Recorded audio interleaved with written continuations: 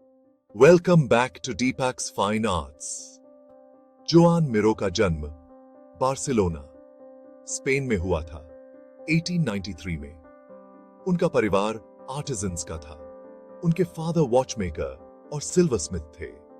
बचपन से ही मिरो अपने आसपास की दुनिया से बहुत फैसिनेटेड थे। उन्हें कैटालोनिया का वाइब्रेंट कल्चर और लैंडस्केप बहुत पसंद था।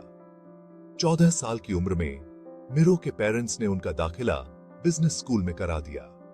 वो चाहते थे कि उनका करियर स्टेबल रहे।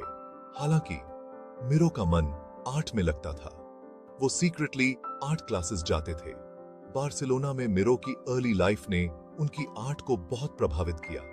उन्होंने शहर के आर्किटेक्चर से प्रेरणा ली। उन्हें वहां के लोगों की एनर्जी बहुत पसंद थी। कैटालोनिया की प्राकृतिक सुंदरता ने भी उन पर एक लास्टिंग इंप्रेशन छोड़ा। 1910 में मिरो ने मन मारकर एक बुककीपर के रूप में काम करना शुरू कर दिया। इससे एक आर्टिस्ट बनने की उनकी चाहत और बढ़ गई। 2 साल बाद उन्हें नर्वस ब्रेकडाउन का सामना करना पड़ा। मिरो के परिवार ने आखिरकार आर्ट के लिए उनके पैशन को स्वीकार कर लिया। उन्होंने मिरो को बार्सिलोना के फाइन आर्ट्स एकेडमी में पढ़ने की इजाजत दे दी। आप डी की आपकी बारस्ता थी।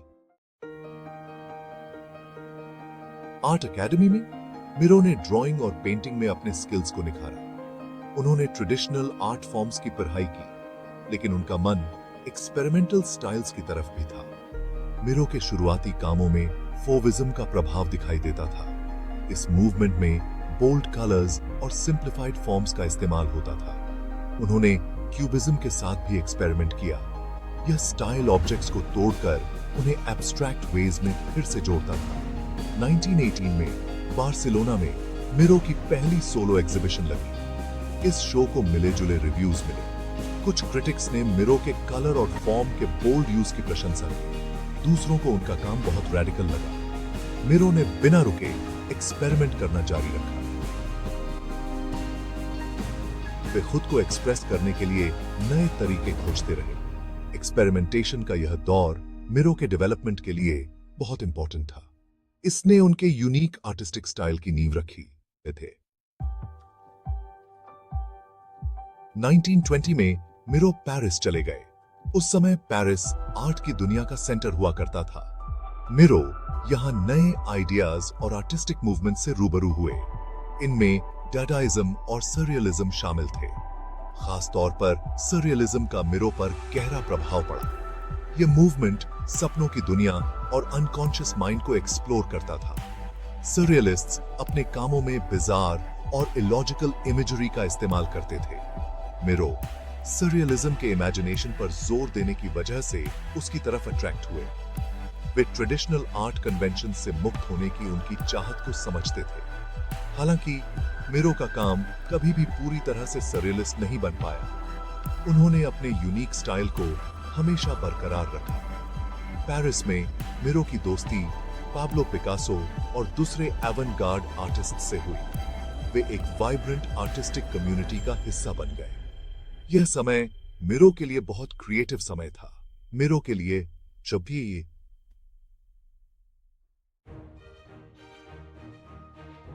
मिरो ने एक डिस्टिंक्टिव आर्टिस्टिक स्टाइल डेवलप किया।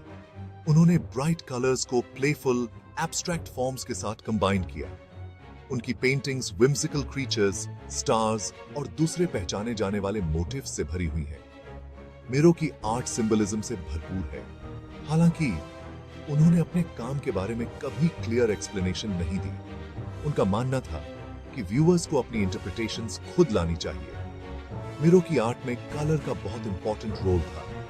वे इमोशंस को दर्शाने और बैलेंस का एहसास पैदा करने के लिए कलर का इस्तेमाल करते थे। उनकी पेंटिंग्स में बोल्ड प्राइमरी कलर्स का ज्यादा यूज होता था। वे अक्सर इन्हें ब्लैक एंड व्हाइट के साथ कॉन्ट्रास्ट करते थे। मिरो लाइन के भी मास्टर थे। वे शेप्स को डिफाइन करने के लिए थिक ब्लैक लाइंस का यूज करते थे। टेक्सचर बनाने के लिए वे थिन डेलिकेट लाइंस का इस्तेमाल करते थे। ऐसा लगता है जैसे मिरो की लाइंस कैनवास पर डांस कर रही हों। Section 5 Masterpieces Unveiled, A Glimpse into Miro's World.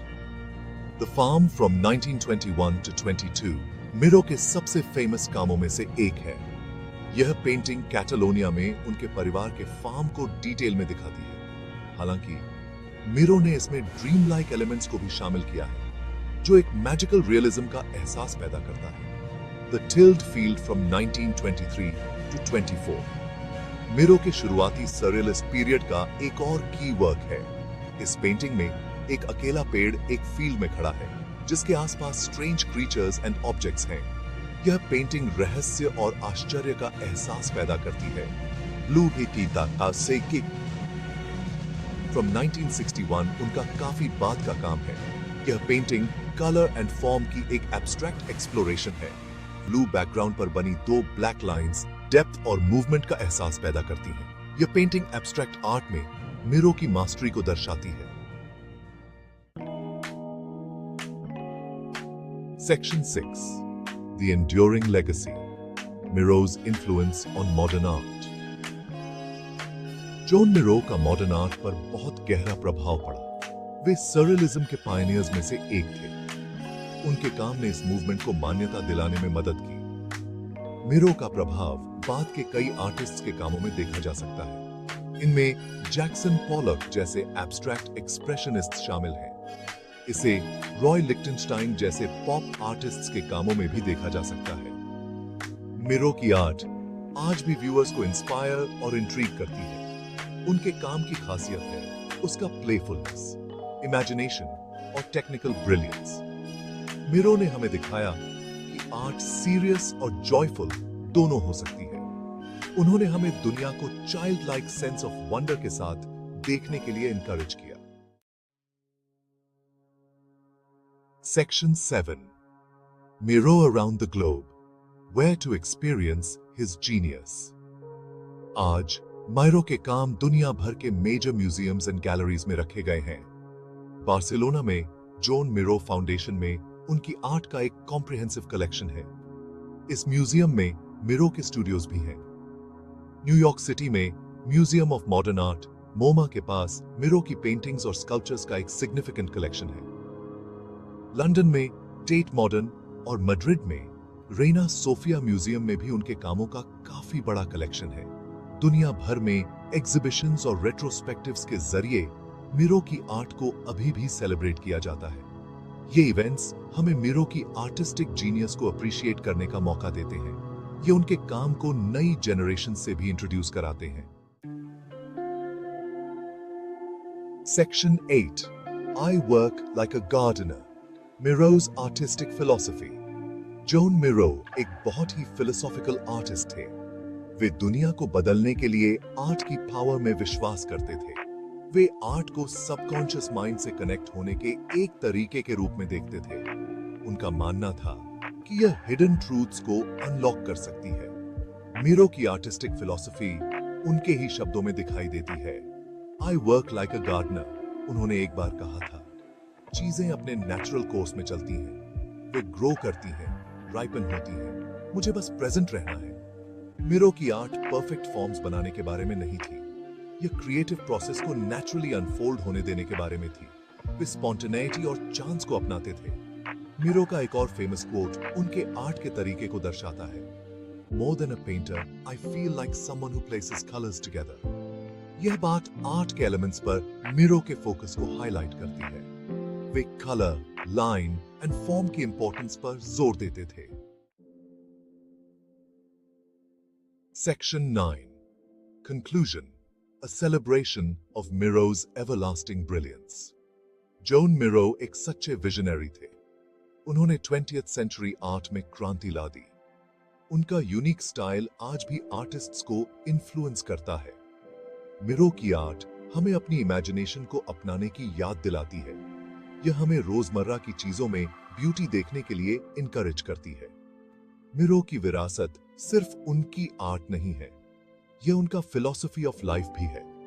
Way creativity की पावर में विश्वास करते थे। वे आर्ट को दुनिया में अच्छाई लाने वाली एक फोर्स के रूप में देखते थे। अपनी आर्ट के माध्यम से मिरो हमें दुनिया को नए सिरे से देखने के लिए इनवाइट करते हैं। वे हमें अननोन को अपनाने के लिए कहते हैं। वे हमें अपने सेंस ऑफ वंडर को कभी न खोने के लिए इनकरेज करते हैं।